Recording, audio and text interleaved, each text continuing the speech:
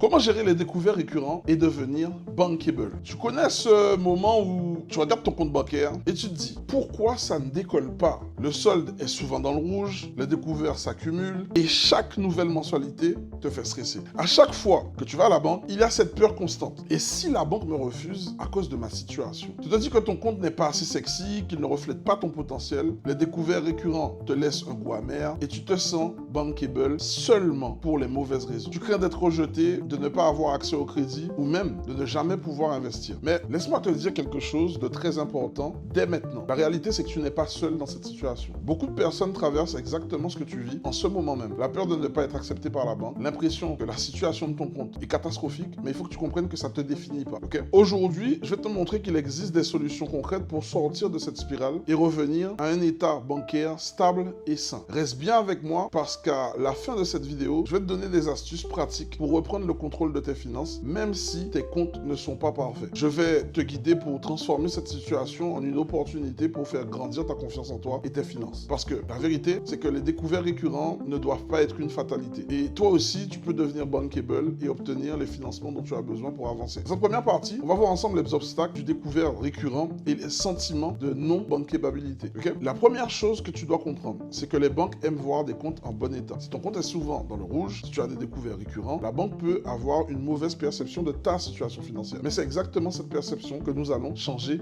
maintenant. Et je vais t'expliquer pourquoi. Le poids des découverts récurrents, les découverts, c'est comme une épée Damoclès suspendue au-dessus de ta tête. Chaque mois, tu comptes sur ton salaire ou tes revenus pour rattraper ta situation. Mais souvent, ça ne suffit pas. L'argent entre, l'argent sort, mais rien ne change. Et ton solde reste au même niveau, dans le rouge. Tu connais cette situation où tu te demandes si tu vas encore pouvoir payer tes factures, tes mensualités ou simplement faire face à des imprévus. Les banques le savent et les découverts récurrents deviennent un facteur de risque pour elles. Mais ce que tu dois comprendre, c'est qu'un compte bancaire pas sexy ne définit pas qui tu es ni ta capacité à gérer un crédit. Le plus grand obstacle ici n'est pas la banque, mais plutôt la perception que tu as de toi-même. Tu as peut-être l'impression de ne pas être bankable, de ne jamais pouvoir obtenir un préfinancement ou même simple découvert autorisé. Mais ça, ce n'est pas vrai. Le sentiment de non-bankabilité, ce sentiment, il peut être très lourd à porter. Il y a cette pensée constante: si ma situation bancaire est désastreuse, comment la banque pourrait-elle me faire confiance? Mais voici la vérité. Si tu es dans cette situation-là, c'est qu'il faut que tu changes la situation de ton compte. Il faut que tu apprennes comment faire pour avoir une meilleure profil bancaire et ça s'apprend. Elle va analyser plusieurs facteurs et même si tes comptes ont des hauts et des bas, tu peux toujours remettre ta situation à zéro et commencer à bâtir une relation de confiance avec elle. Tu vois, c'est pas que la banque refuse de te donner une chance, mais il te faut aussi prendre des actions concrètes pour retrouver la stabilité et la crédibilité financière. Donc, reste bien là parce qu'aujourd'hui, je vais te donner des solutions pour retourner ta situation. Dis-moi en commentaire, est-ce que tu te sens limité par tes découvertes ou le sentiment de ne pas être bankable? Écris oui si tu as déjà ressenti ce poids ou non si tu as déjà réussi à surmonter cette barrière. Je vais lire tes réponses et on va en discuter ensemble. Donc, dans cette partie 2, on va aborder les solutions pour reprendre le contrôle de tes finances. Maintenant que tu sais que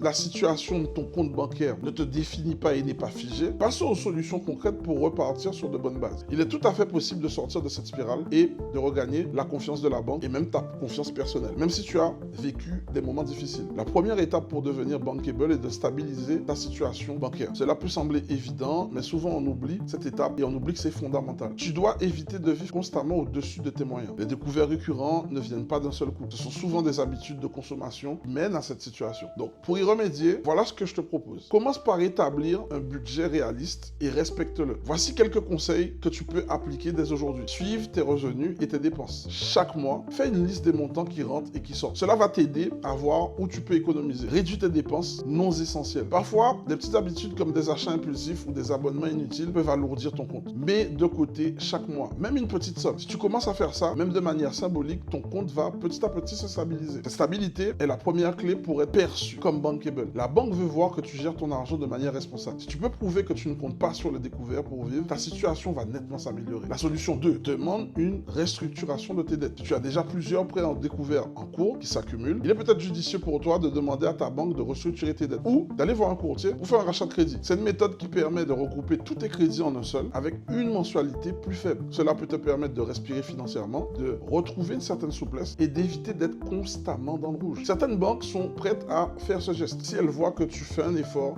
pour rééquilibrer tes finances. Alors, ne te laisse pas décourager par la peur du refus. C'est une pratique courante et les banques préfèrent souvent trouver des solutions que de te voir accumuler des frais de découvert. N'aie pas peur de leur demander. La solution 3, augmenter progressivement ton plafond de découvert. Une autre solution pour améliorer ta relation avec la banque est de négocier l'augmentation de ton découvert. découvert autorisé, mais uniquement après avoir stabilisé ton compte. Si tu fais preuve de responsabilité pendant quelques mois, il est possible de demander à ta banque une augmentation temporaire du plafond de ton découvert afin de t'offrir un peu plus de souplesse en cas de coup dur. Cela montre que tu as pris les mesures nécessaires pour régulariser ta situation. La clé ici, c'est de prendre des actions concrètes pour régulariser ta situation. Tu n'as pas à vivre dans cette spirale de découvert récurrent. En stabilisant ton compte, en restructurant tes dettes et en négociant avec ta banque, tu vas non seulement reprendre le contrôle, mais aussi reconstruire ta crédibilité. Alors, dis-moi en commentaire, as-tu déjà pensé à restructurer tes dettes ou négocier avec une banque pour améliorer ta situation? Partage tes expériences en commentaire et fais-moi savoir si ces solutions t'ont déjà traversé l'esprit. Maintenant, on va aborder la partie 3. Passer de la gestion à l'investissement. Parce que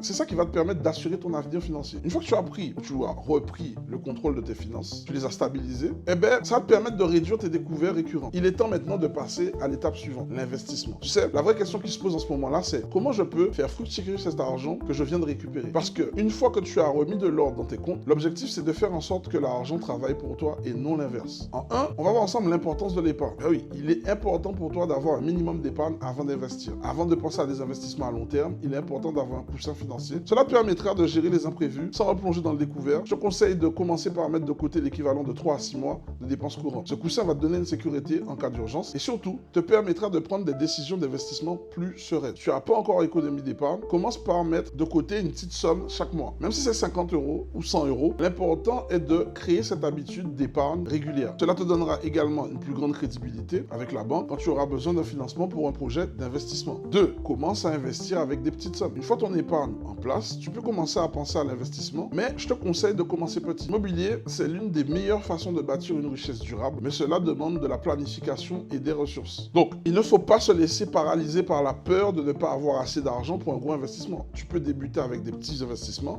immobiliers comme des appartements à rénover ou des biens dans des zones où les prix sont bien plus abordables. L'objectif n'est pas de viser la grandeur tout de suite, mais de commencer petit, de générer des revenus passifs et d'utiliser ce profit pour augmenter progressivement tes investissements. Une autre option, les investissements en bourse ou même dans des actifs numériques comme les crypto-monnaies, mais ici, il est essentiel de commencer avec précaution et d'apprendre les bases avant de se lancer dans ce type d'investissement. 3. Construire un plan d'investissement à long terme. L'immobilier ou tout autre investissement nécessite une vision à long terme. Ne te précipite pas pour réaliser des gains rapides. Construire un patrimoine solide, ça prend énormément de temps et de la discipline et surtout, ça te demande de l'apprentissage. Donc, ton plan d'investissement doit inclure déjà que tu apprennes, ok? Parce qu'on t'apprend pas ça à l'école. Tu dois avoir une stratégie claire où tu choisis un type d'investissement adapté à tes objectifs. Des objectifs financiers précis, comme l'achat d'un bien tous les 2 ou 3 ans, une gestion rigoureuse de tes revenus passifs pour maximiser la rentabilité de tes investissements. N'oublie pas, chaque petit pas compte. En investissant de manière régulière et structurée, tu augmentes tes chances de réussir. Ce n'est pas une course rapide, mais c'est un marathon sur le long terme. Le rôle de la confiance et de la patience dans ton avenir financier. Ça, c'est le 4. Il est important de comprendre que le patrimoine immobilier, comme tout investissement, ne va pas générer des résultats du jour au lendemain. Ce qui fait la différence, c'est la patience, la persévérance et surtout la confiance en ta stratégie. Chaque fois que tu investis, tu construis ton avenir financier. Le plus tôt tu commences, le plus tôt tu commences à avoir des fruits de tes efforts. Tu vois,